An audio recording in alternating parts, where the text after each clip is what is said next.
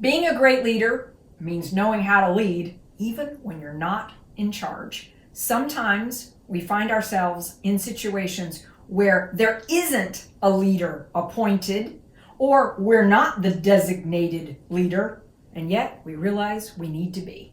And sometimes we realize the person who is leading or has the authority to lead isn't actually moving something forward. But maybe we see what needs to happen next in order to move it forward. How do we handle that? I'm Steve Hart. And I'm Shawn Kent Hayashi.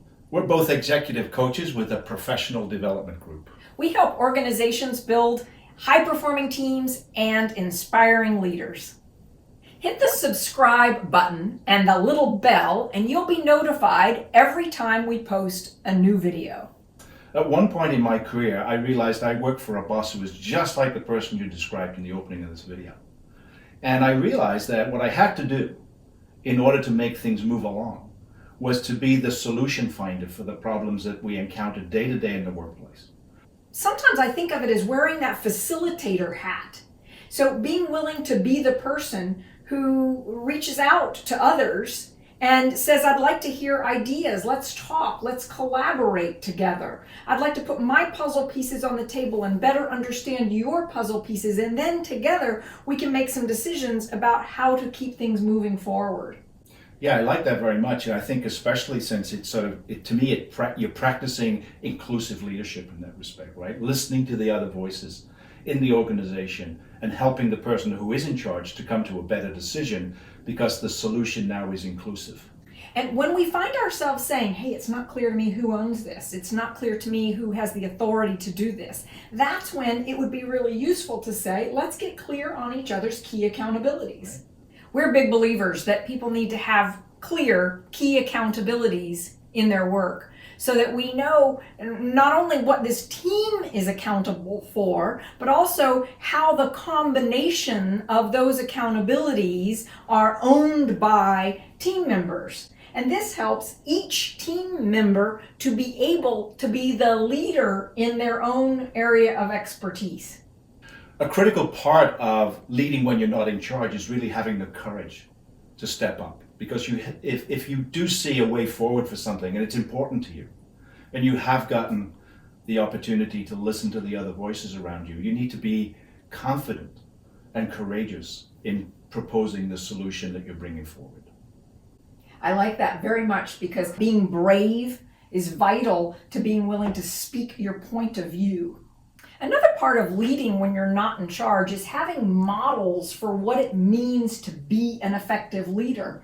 Both you and I went to get a master's degree in organization dynamics so that we could learn about how you lead organizations and move teams forward. And one of the models, among many that we have in our toolkit, is one that identifies the stages of group development. It's inevitable. When you put a group of people together, they're going to go through very predictable stages. First, it's forming. What are we doing here together? Who owns what? What are our responsibilities? Once we've identified the forming pieces, inevitably we're going to land in storming. This is where we start to have some conflict. We start to say, wait a minute, I thought I was supposed to do this, and I thought you were supposed to do that, and who owns this part? And I don't want to do that. And we have to learn how to work through conflict together. The next stage is norming, and this is where we have clarity now about what we actually really are going to do. What are the normative behaviors that we can expect? And one of the things that we do with our clients is help them to extrovert, help them to speak those norms. What does a high-performing team look like here? What does being a great team not look like here? And what are our conflict resolution norms? How will we agree to resolve conflict? Because you and I know that in order to be a high-performing team, we've got to have a method for resolving conflict. Conflict is the source of innovation and creativity and future wealth. So we need to help teams know how to move through storming, norming, and then we get to high-performing. So leading when you're not in charge means having models like this one that you can begin to use anytime you're in group dynamic situations, because if you fully understand that model, you can start to be someone who can facilitate saying, hey, we're in the forming stage of this particular group. And I'm now realizing it's inevitable. We're going to move into storming, and it's okay. When we're leading, even though we're not in charge, we make it safe for people to resolve problems together and work through conflict. The area that I think traps a lot of people is that second phase, that Storming. storming phase, right? If you can't get past that phase, it's not possible to reach to the norming and performing aspects of it. So that second stage of productively managing the conflict that inevitably comes up from any challenge that a group or team faces is so critically important. Getting through that stage is so vital to being able to reach the other two stages. Indeed. So, how to lead when you're not in charge. Have a toolkit.